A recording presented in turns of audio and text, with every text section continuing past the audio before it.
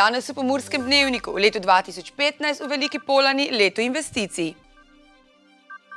Za izvajanje razvojnih nalog mreža agencij. Novo vodstvo z novimi izzivi. Zakaj parkiranje pred knjižnico ni dovoljeno? Vreme jutri pretežno jasno.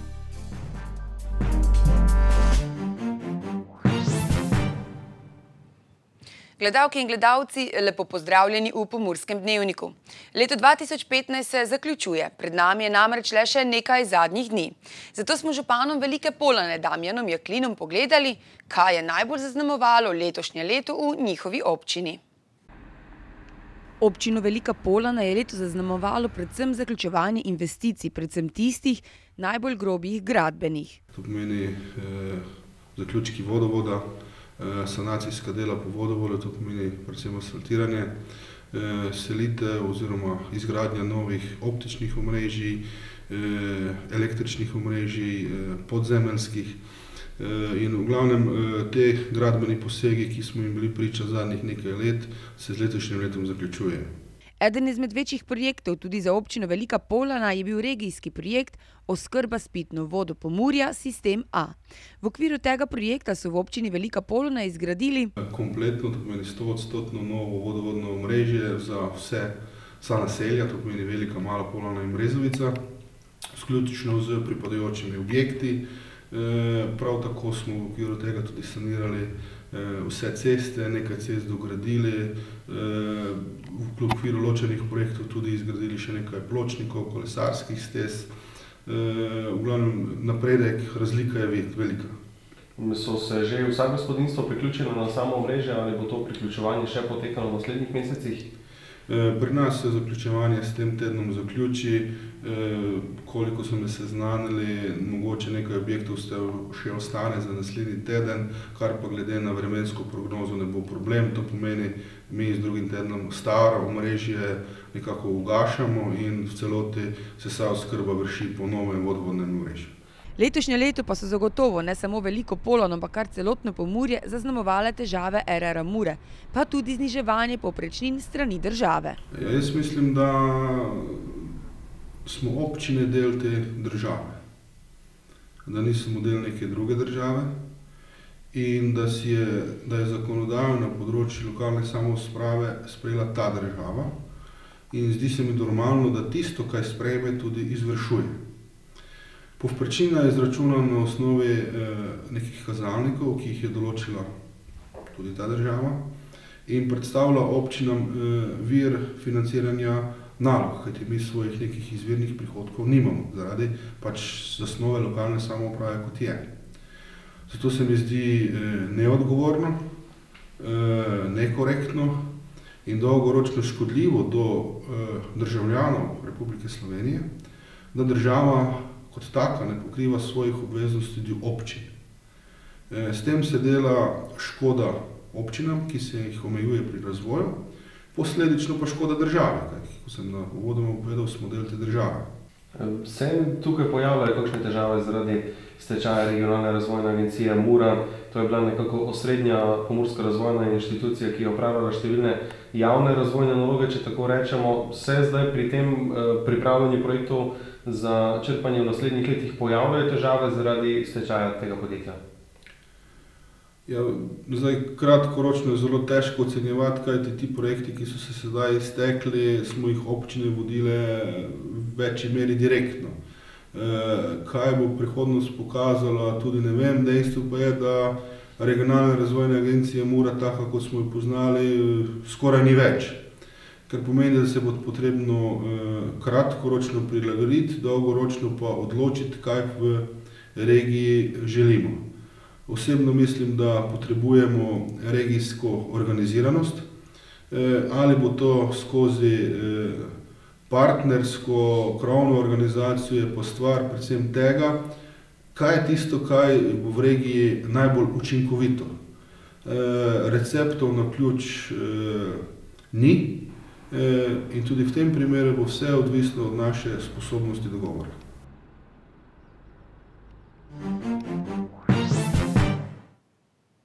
In pomurskim županom se je uspelo dogovoriti. Če se še konec oktobra župani niso mogli dogovoriti, v kakšni obliki poskrbeti za nadaljevanje dela, ki ga je doslej opravljala Regionalna razvojna agencija Mura, je zdaj, ko regiji praktično že teče voda v grlo, situacija popolnoma drugačna. Na včerajšnji seji Razvojnega sveta pomurske regije so namreč z več kot dvotretjinsko večino preklicali pooblastilo RR Muri v stečaju za izvajanje razvojnih nalog. Prav tako so župani sprejeli sklep, da bodo funkcijo Regionalne razvojne agencije izvajale obstoječe razvojne institucije, pri čemer bo nosilna razvojna institucija Razvojni center Murska Sobota. Slednji bo z nazivom RRA razvojne naloge izvajal skupaj z Razvojno agencijo Sinergija, Prleško razvojno agencijo, Pora Gornja Radgona in javnim zavodom Lendava. Razvojne institucije bodo tako v javnem interesu izvajale vse splošne razvojne naloge na regionalni ravni, pri čemer bo vsaka razvojna institucija koordinirala tudi eno ali več vsebinskih področij. Preklic pooblastil RR Muri v stečaju bo začel veljati 31. decembra.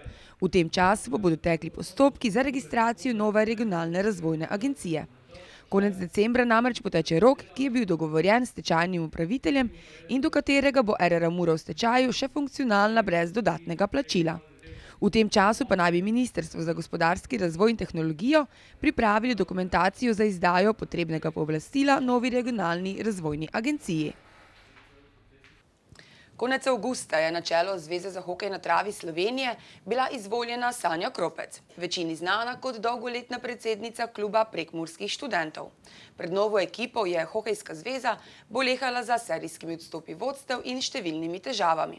Več o tem, kakšne načrte pa ima novo vodstvo Zveze za hokej na travi Slovenije, nam bo povedala predsednica. Pozdravljena. Lep pozdrav.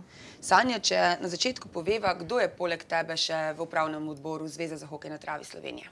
Upravni odbor je v bistvu sestavljen iz 8 predstavnikov, večinoma so to igralci, privrženci, oboževalci iz posameznih klubov, ter tudi posamezni aktivni člani, ki morda imajo šport radi z vidika zgolj, da ga gledajo in da ga seveda nekako spremljajo sproti.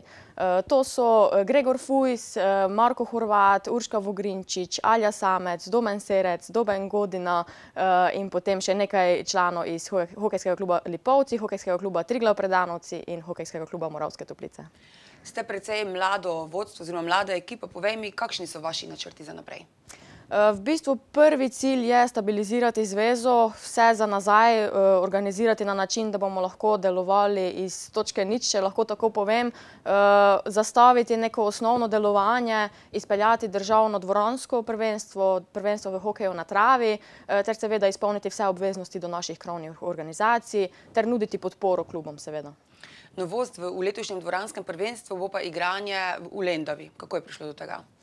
V bistvu smo se odločili na način, kako bi hokej predstavili čim širšemu občinstvu, ne samo obdržali tukaj v Murski Soboti oziroma v Puconcih. Lansko leto smo finale prvič odigrali tudi v Ljutomeru in se je izkazalo za zelo zanimivo zadevo za tamkajšnje prebivalstvo. In zato smo se odločili, da kontaktiramo letos še Lendavo. Bili so izjemno navdušeni in kakor slišimo neke govorice, imajo željo, da bi morda odigrali kakšno šolsko prvenstvo in se s prvimi koraki v hokeju tudi malo preizkusili, tudi mladino malo vključili v ta šport, tako da upamo, da bomo s prvim turnirjem, ki bo 10. januarja, uspešno predstavili šport. Kot si že povedala, prvi turnir bo 10. januarja, kdaj bodo potem naslednji in kje? 17. januarja imamo potem pauzo v nedeljo, turnir pa se nadaljuje potem zadnji vikend v januarju in 7. februarja bo pa finalni turnir dvoranskega državnega prvenstva, ki bo pa v novi zeleni dvorani v Puconcih. Ki bo verjetno tudi najbolj zanimiv za gledalce. Ja, tako je, takrat si obetamo tudi malo šova, napete tekme, seveda za naziv državnega prvaka v posameznih kategorijah. V Puconcih pa letos Hokejski klub Triglav Predanovci organizira tudi Evropsko prvenstvo. Kdaj točno in recimo, če poveva še mogoče, iz katerih držav bodo prišle ekipe? Tako je, med 12. in 14. februarjem bo letos v zeleni dvorani potekal tudi pravi mednarodni hokejski spektakel. Hokejski klub Triglav Predanovci sodeluje z svojo člansko ekipo moško, sodelovale bodo pa še ekipe iz Turčije, Grčije, Gruzije, potem Norveška, Srbija, Madžarska in potem naša ekipa, se pravi skupaj 7 ekip. Številne ekipe in verjetno tudi zelo zanimive za gledalce. Tako je, prvenstvo bo trajalo v bistvu 3 tekmovalne dni, vsak dan bodo tekli tekme zastavljene v popoldanskem času, domače tekme pa bodo zvečer, za najbolj finalno, nekako zanimivo tekmo pa si obetamo tudi ogromno gledalcev. Torej, januar in februar bosta predvsem hokejsko barvana. Če mogoče poveva samo še za konec, zakaj naj gledalci pridejo na tekme, na hokejske tekme? V bistvu prvo preizkušnjo bodo imeli že ta vikend na mednarodnem turnirju, ki ga organizira Zveza za hokej na travi Slovenije nekako bolj pilotno. Prvo leto trajal bo med 12. in 13. decembrom v zeleni dvorani v Puconcih, tako da če ima kdo željo, da bi mogoče videl prvič ta šport, malo tekme, kako deluje, je prijetno vabljen, da se nam pridruži. Potem pa januarja pa gre za res. Takrat bomo pa se potegovali za točke, za naslov državnega prvaka, tako da takrat bo pa še ogromno bolj napeta tekma in zanimivo vzdušje. Če samo še res omeniva za konec, v državnem prvenstvu pa številne sekcije oziroma selekcije nastopajo, če mogoče poveš katere? Letos imamo U10, se pravi mladince do 10 let, potem do 13, U13, U19, se pravi starejši mladinci, potem pa člani in članice. V redu, hvala, Sanja, za te informacije. Enako. Parkiranje ob robu ceste na Zvezni ulici v Murski Soboti je že postalo del vsakdana, čeprav tam ni označenih parkirnih mest. A tako kot vozniki tam pridno puščajo svoje jeklene konjičke, mestni redarji pridno pišejo kazni. Kot smo že poročali, se je zaradi izboljšanja varnosti pešcev na Zvezni ulici vzpostavilo območje umirjenega prometa. V takem območju pa je prepovedano parkiranje razen, kjer je to izrecno dovoljeno s predpisano prometno signalizacijo. Ta ureditev prometa na Zvezni ulici v Murski Soboti predstavlja prehodno prometno ureditev k končni ureditvi. To je po predvidenem zaprtju Zvezne ulice za motorni promet, odgovarjajo na občinskem oddelku za infrastrukturo in v mestnem redarstvu. Tako bodo vse do predvidenega zaprtja Zvezne ulice za motorni promet več dela imeli mestni redarji. Ustavljanje in parkiranje v območju umirjenega prometa je namreč prepovedano. Globa za neupoštevanje tega predpisa pa znaša 40 € oziroma pol manj, če kazen plačate v 8 dneh. Nacionalni odzivni center za omrežne incidente ob izteku leta opozarja na spletne goljufije, ki prežijo na povprečnega spletnega uporabnika. Izpostavljajo goljufije pri spletnem nakupovanju, lažne nagradne igre na Facebooku in viruse, ki uporabnika pričakajo kar v elektronskem sporočilu s pripeto novoletno voščilnico. Nakupovanje daril v spletnih trgovinah se lahko konča z veliko slabe volje, če boste v teh dneh naleteli na lažne spletne trgovce, opozarjajo pri programu zaveščanja Varni na internetu. Pod krinko ugodne ponudbe in velikih znižanj znanih blagovnih znamk se namreč skrivajo spletni goljufi. Spletne trgovine se oglašujejo na Facebooku, o poškodovanju pa se potrošniki tako nimajo kam obrniti, saj se za veliko večino izkaže, da delujejo iz Kitajske in ostalih držav, kjer pa evropska zakonodaja nima nobenega vpliva.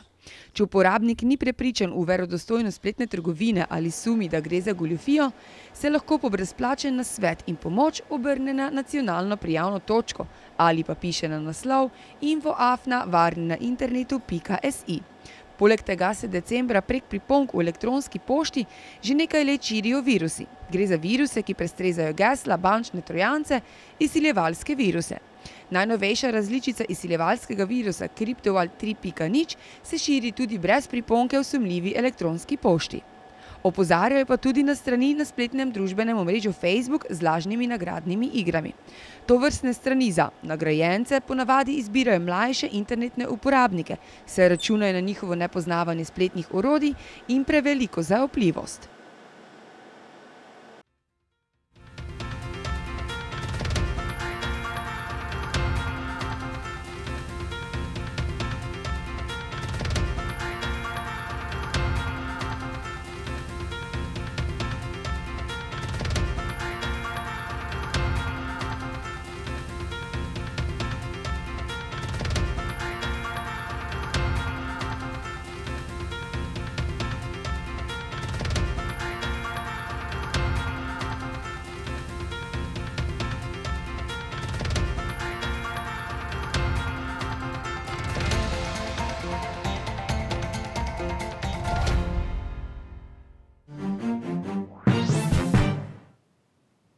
Jutri bo pretežno jasno, v vzhodni Sloveniji sprva zmerno oblačno.